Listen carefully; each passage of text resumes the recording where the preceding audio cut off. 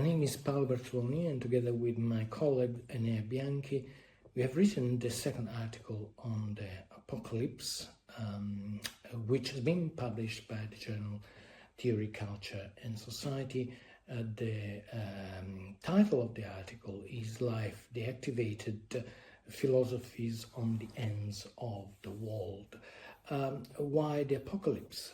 Because life is fragile, threatened by multiple crises, wars, climate changes, viruses, the attack on democracy, social injustice, to name only a few.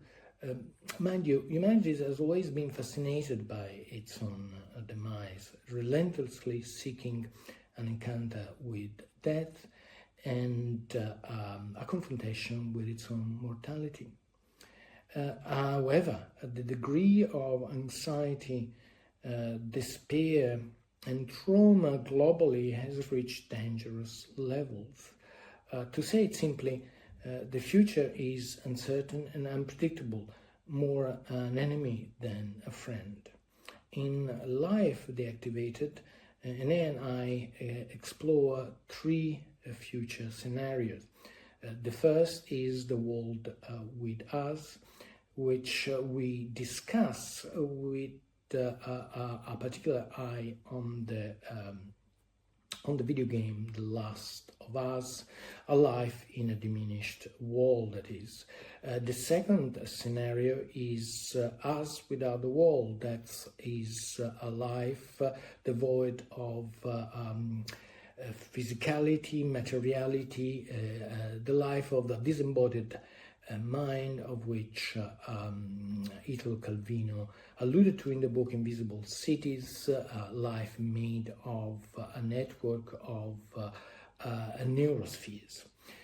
In the third scenario, the world without us, this is actually the most difficult of all because it defies human language and myths. It's a world as such, whose stories lingers in our imagination, like a salvation, a self-sacrifice, or simply a damnation.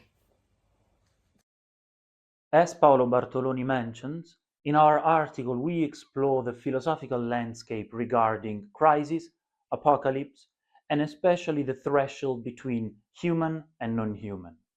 We do so mainly by drawing on the work of several thinkers, including Giorgio Agamben, Walter Benjamin, Felice Cimatti, and Anna Tsing, among the others. Now, a case study of our article is The Last of Us, which is a video game recently adapted into a TV show. It is a post-apocalyptic narrative set in a world devastated by a fungal pandemic which transforms humans into infected zombie-like creatures.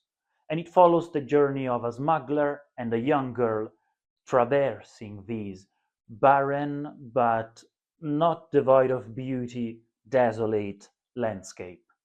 In this world, we observe a tension between identity formation and dissolution.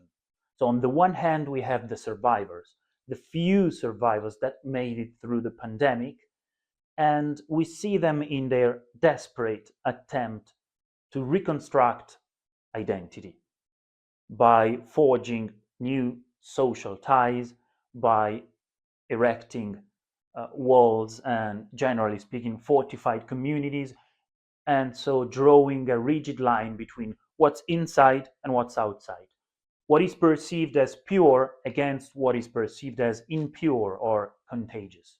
And on the other hand, we have the infected, these kind of wandering figures, similar to a bear life. We call them beings without borders, that are caught in the process of desubjectivation, caught in the process of a slow fade of linguistic faculty and what we normally understand as human language.